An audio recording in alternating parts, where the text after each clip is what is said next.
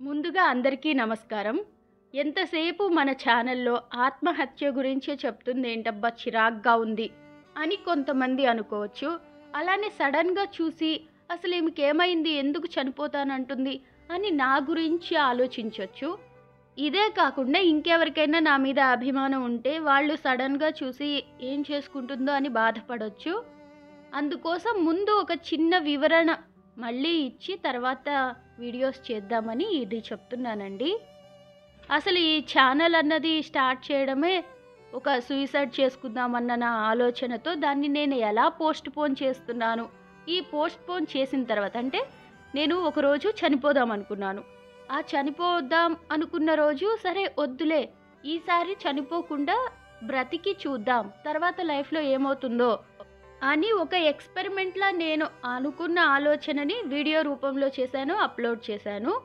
So, అప్పటినుంచి కూడా ఈ ఆత్మహత్య ఎవరైనా చేసుకోవాలనుకున్నా, లేదా ఎవరైనా చేసుకున్నా అలాంటివి అప్లోడ్ చేయాలి ఈ ఛానల్‌లో. సక్సెస్ గురించి, మోటివేషనల్ స్టోరీస్ ఇలాంటివన్నీను అనుకున్నా. అయితే మనం మోటివేషన్ ఇవ్వడం కంటే అసలు అలా చనిపోయిన వాళ్ళే ఎక్కువగా ఉన్నారు. మొన్న ఒకరు పెట్రోల్ పోసుకొని ప్రేమికుడు చనిపోయాడు అనుకున్నా. అలానే మరో పాప అత్తింట్లో ఆరళ్ళు తట్టుకోలేక చనిపోయిందని వీడియోస్ చేసుకున్నా. ఇలా ఎందుకు వీడియో చేసి చివర్లో చిన్న మాట చెప్తున్నాను అంటే ఆ సిచ్యువేషన్‌లో మనం ఉంటే అలానే ఆలోచిస్తామేమో. కానీ అది వేరే వాళ్ళది కదా! మనకు చాలా చిన్న ప్రాబ్లమ్‌లా అనిపిస్తుంది. సో, అదే ప్రాబ్లమ్ రేపెప్పుడైనా మనకొచ్చినప్పుడు మనం కూడా వీళ్ళని ఎగ్జాంపుల్‌గా తీసుకొని ఇలా చనిపోకుండా వేరే మార్గాలేమున్నాయో ఆలోచించి కాస్త తెలివిగా బ్రతకాలి, ధైర్యంగా ఉండాలి అనుకుంటాము అని ఆ వీడియోస్ చేయడం ఇప్పటిదాకా చేసినవి కూడా. సో, మన ఛానల్‌లో ఆత్మహత్యల గురించే ఉంటాయి. వాటికి సంబంధించిన మోటివేషన్ గురించి ఉంటుంది. ఎవరికైతే ఇవి రాకూడని టైంలో నోటిఫికేషన్స్ వస్తాయి, అవి చూడడం వల్ల చిరాగ్గా ఉంటుంది, లేదా ఇంకేదైనా నెగెటివ్‌గా వెళుతుంది అనుకున్న వాళ్ళు ఖచ్చితంగా అన్‌ఫాలో చేయొచ్చు. లేదు మీకు ఇలాంటి అనుభవాలుంటే అంటే చనిపోదాం అనుకోవడం, దాన్ని పోస్ట్‌పోన్ చేయడం, ఆ తర్వాత లైఫ్ చాలా హ్యాపీగా ఉండడం, మీరు సాధించాలి అనుకున్నది సాధించడం, ఇలాంటివేవైనా ఉన్నా కూడా అది మనతో షేర్ చేసుకోవాలంటే మీరు కామెంట్ రూపంలో పెట్టినా, లేదా మనం ఒక లైవ్ ఏర్పాటు చేసుకుందాం. ఆ లైవ్‌లో మీరు వచ్చి మీ పర్సనల్ ఎక్స్‌పీరియన్స్‌ని సెల్ఫ్‌గా చెప్పొచ్చు. దానివల్ల ఇక్కడ ఎందుకు ఇలాంటివి చేయాలని అనుకున్నానో కూడా నేను చెప్తానండి. సో, ఇలా లైవ్ అయితే ఉంటుంది. అందరూ ఇందులో పార్టిసిపేట్ చేయొచ్చు. లేదు ఇది చిరాగ్గా ఉంది, ఈ ఆత్మహత్యలు, సూసైడ్ అంత వీక్ బుర్ర కాదు మాది, మాకు అవసరం లేదనుకుంటే అన్‌ఫాలో చేయొచ్చు. అది సంతోషమే. ఇకపోతే చివరిగా మురళీ గారి లాంటి వాళ్ళ కోసం చెప్తున్నాను. ఈ టైటిల్స్ నేను చనిపోతున్నాను అన్నట్టుగా ఉంటాయి కదా!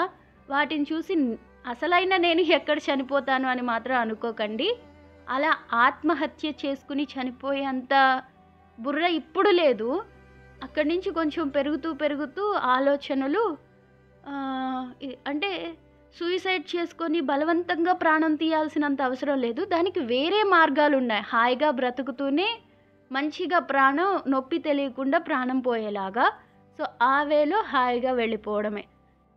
అబ్బా! నొప్పి లేకుండా చనిపోవడమా? అదేదో మాకు చెప్పొచ్చు కదా అని అడుగుతారేమో. అది కొత్తగా ఏం లేదండి. యోగా, ప్రాణాయామ, ధ్యానం, సమాధి వాటినే నేను అలా చెప్పాను. సో, ఇలా నాకొక మార్గం దొరికింది. దాంట్లో నేను వెళ్ళిపోవడమే. అంటే ఈ జీవితం వద్దు, నేను చచ్చిపోవాలనుకున్నప్పుడు ఆ యోగ మార్గంలో నేను వెళ్ళిపోతాను. ఇక అంతకుమించి బలవంతంగా ప్రాణం తీసి నొప్పి అనుభవించే అంత గరుడ పురాణంలో చెప్పినట్టు ఆత్మహత్య కూడా ఒక పాపమే కాబట్టి అలాంటి పాపం చేసే అంత స్టేజ్‌లో బుర్ర లేదు. ఆలోచనలు కూడా ఎమోషనల్ బ్యాలెన్స్ కూడా కొంచెం పెరిగింది కాబట్టి నో ప్రాబ్లమ్. సరే ఇంతకీ ఏదో చెప్తున్నాను.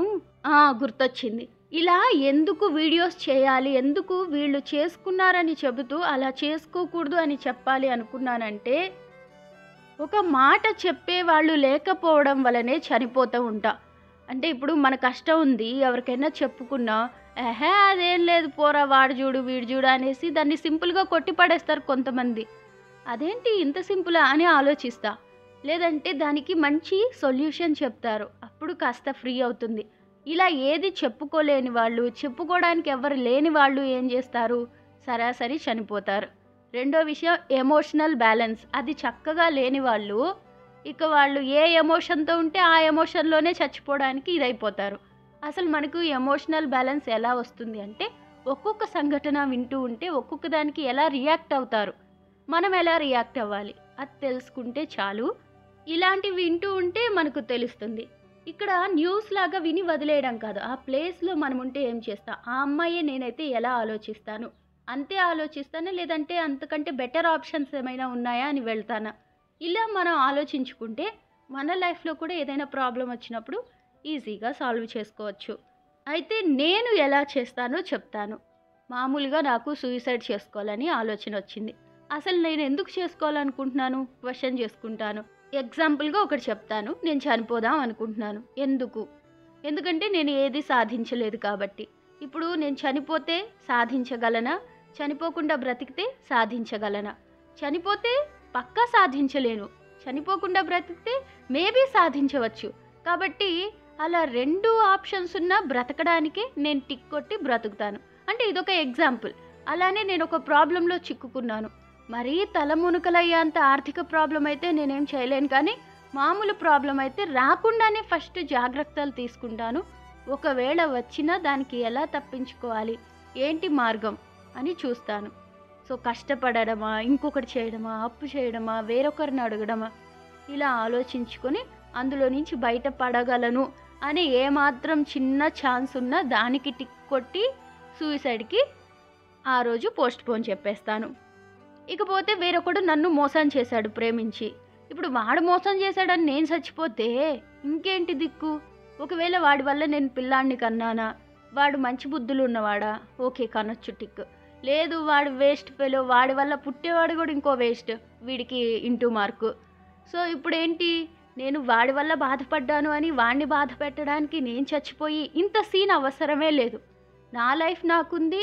నాకు నా గతం తెలిసి నన్ను ప్రేమించేవాడు దొరికే ఆప్షన్ కూడా ఉంది. ఇంత పెద్ద సమాజంలో అంత మంచి ముత్యం ఉండడా? సో మోసపోయానంట అదే అందరికీ చెప్పుకుంటా నేనేడుస్తా, ఏం లాభం? కాబట్టి దాన్ని అక్కడితో వదిలేసి న్యూ చాప్టర్ స్టార్ట్ చేద్దాం. తెలియక తప్పు చేసి మోసపోయింటే ఈసారి తెలిసి తప్పు చేయకుండా ఉందా? లేదా ఇప్పుడు కూడా ఇంకోసారి మోసపోతామా? మనం చెప్పలేం రాత ఎలా ఉందో. కాబట్టి నెక్స్ట్ టైం మోసపోకుండా ట్రై చేస్తాం. ఇంతే. ఇది ఇలా టిక్ పెట్టుకుంటూ ఒక బెటర్ ఆప్షన్‌కి, సూసైడ్ అన్నది అన్నిటికంటే బెటర్, బెస్ట్ అయినప్పుడు సూసైడ్‌కి టిక్ పెట్టుకుందాం. కాదు అనిపించినప్పుడు కింద వాటికి టిక్ పెట్టి ఆ వేలో వెళ్ళిపోదాం. ఎందుకంటే చచ్చిపోయి కూడా సాధించేది ఏం లేదు. ఏంటో సూసైడ్ గురించి అంటే ఇంకా చెప్పాలనిపిస్తుంది. అది వింటే మీకు ఆ ఫీలింగ్ రావచ్చేమో. అందుకని ఇప్పటికైతే ఆపేస్తున్నాను. ఇంకా గుర్తొస్తే వేరే వీడియోలో చెప్తాలేండి.